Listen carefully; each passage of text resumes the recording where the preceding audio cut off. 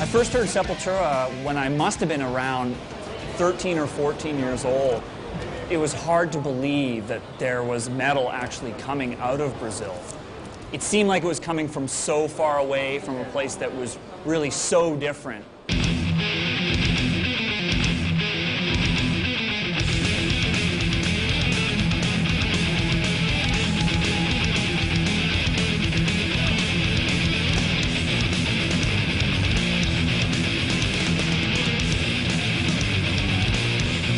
Sepultura's founder, Max Cavalera, is one of my all-time metal heroes.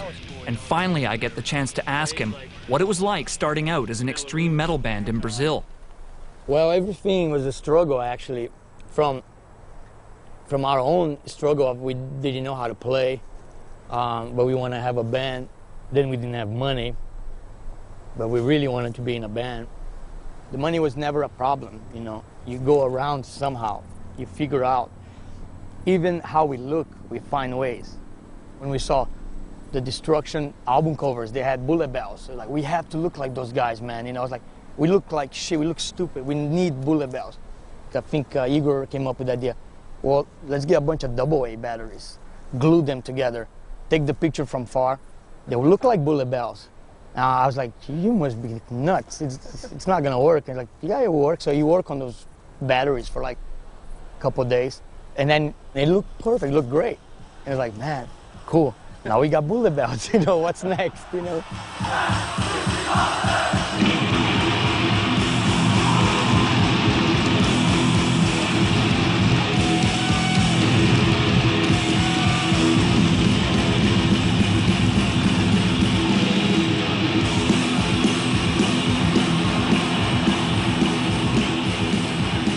It was crazy, man. The Brazilian crowd just went nuts from the first note. You know, the entire stadium went crazy, mosh pit. My head's going 1,000 miles an hour. Like, this is my country. This is where I grew up. We're playing in the biggest stadium in the world of soccer. All the people that thought Sepultura would never make it, everybody's here watching this, and we're turning it up. You know, and we're playing everything faster than we ever did. Soldiers going nowhere. Soldiers fighting by their faith.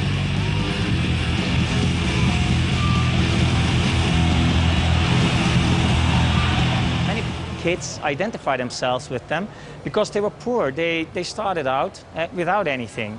They just like wanted to play metal and managed to make a living out of it. A gente falou, não, Sepultura vai ser a nosso grande trunfo, né? A nossa bandeira do metal brasileiro. Porque o Brasil hoje, de certa forma, é reconhecidamente um país que não tem heavy metal, mas hoje também é reconhecido como o país do heavy metal por causa do Sepultura.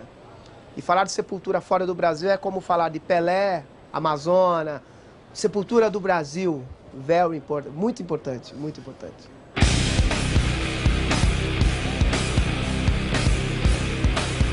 A few years after I got into Sepultura, they surprised me when they added traditional Brazilian instruments into their music. This shocked a lot of people in the metal community, including their own record company. I think the owner said like he laughed, like, why they want to go with a bunch of naked Indians in the middle of the Amazon? Why don't they just record the album in New York? You know, something like that. You know, I think they didn't understand at first, but definitely when everything came focused, yeah, the project, that was awesome, man. You know, I think people were like blown away.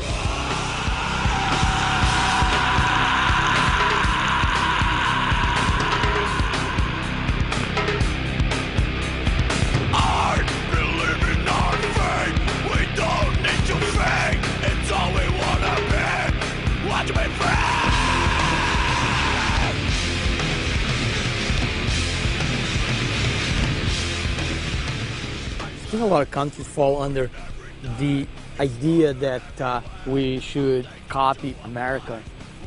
And music goes under that too. And I think it sucks, you know, because I don't think we should copy the States. I think we should have our own identity, you know?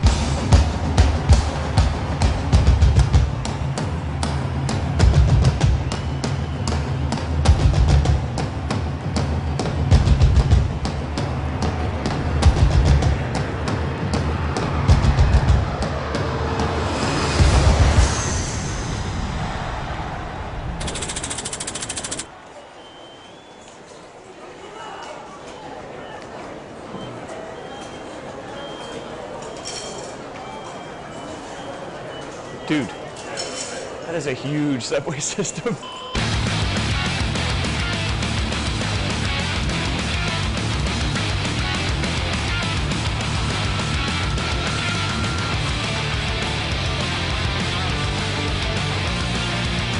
I saw in Brazil how a country's culture can be incorporated into metal music. But what about Japan, a place stereotyped for its obsession with Western culture? It's also known for its hard-working salarymen, conformity, and extreme organization, none of which seems very metal to me. So what happens to metal's rebellious spirit when it mixes with Japanese culture? Hopefully I'll find out at Loud Park, the biggest metal festival in Asia. Tokyo, Japan! Wait behind, Itachi, Lamb of God, walk with me in hell.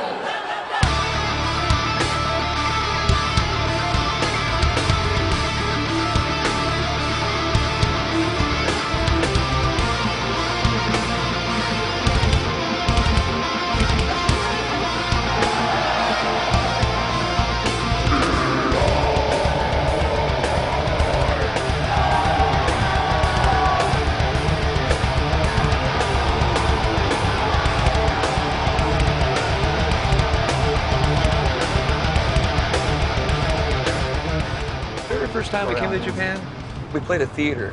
We had like I think it was like a 3,000 seater theater, and everybody was sitting in their seats, and they had ushers in every aisle. So we came here, you know, not having any idea what was going to happen, not believing they were going to sit down. Because I'm like, there's no way you can sit down and watch a Slayer show. It just ain't going to happen. And the minute we started playing, they got up and they rushed to the front. And the promoter at the time freaked out. They had never seen an audience just get up their seats and rush. You know, and we were sitting there playing, and all of a sudden while we were playing, you could see all the ushers were like doing this. They made everybody get back in their seats. And everybody, so for the rest of the show, they sat in their seats. They did this. Now the Japanese are moshing. Now the Japanese are body surfing. So we've seen that complete evolution from when it wasn't allowed at all to now it's kind of like commonplace.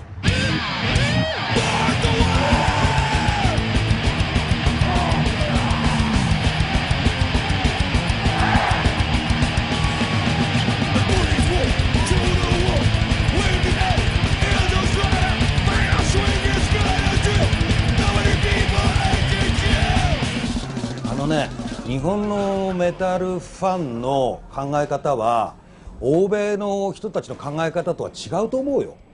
全然違う。で、例えばその社会への反抗だとか、社会の不満みたいなものをねメタルに求めているかって言ったら多分ほとんどはノーだな。例えばね、日本で社会への反抗とかね、それからその自分が社会の中で孤立していて、その何かその代償みたいなものをメタルに求めているかって言ったら全然違うよ。で例えばそのロックフェスティバルでも一緒ですけれども、非常にね彼らは礼儀が正しい。ゴミを捨てたりしてもそれを拾って持って帰ろうとする。自分がそのヘビーメタルのファンであると、例えばそれが悪魔的なイメージで語られるかもしれないけれども、それはコンサートの最中にこう乗っている時はそういうポーズをするんですけれども、そこから一旦離れると非常に礼儀正しい青年に戻るという感じです。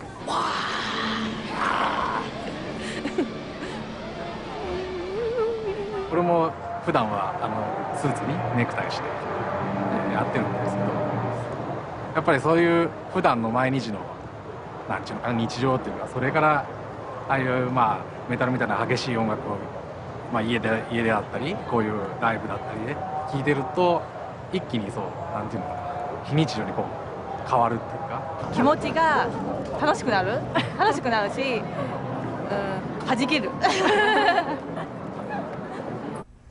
Sometimes Japan gets a little bit of a bad rap from people because of the way people kind of interact at the shows or the lack of interaction or whatever. And to me, that's horseshit. I mean, it's a different way of expressing themselves, and we love going there, and we love all the toothbrushes that we get. We were wondering, of course, in the beginning if there was anything.